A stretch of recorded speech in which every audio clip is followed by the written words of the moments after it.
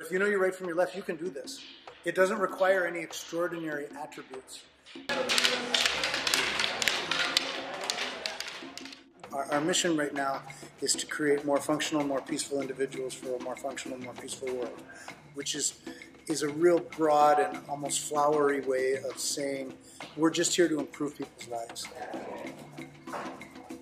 We like people to feel capable.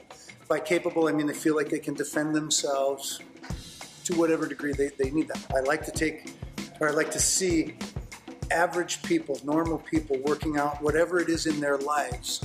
You know, they're working out stress, they're working out tragedies, some of them, addictions, depression, but they come in here and they work it out and they improve. And that improvement sinks in. And what you'll see is an individual really come out and almost like flower. A lot of the things I've accomplished, I didn't think I could do when I started. I had no clue I could do these things. And now I know that if you just don't quit, you can, anybody can do it. Everybody can see it, ability to apply themselves and do what I've done or what anybody else has done in martial arts. It's magic. It's just magic.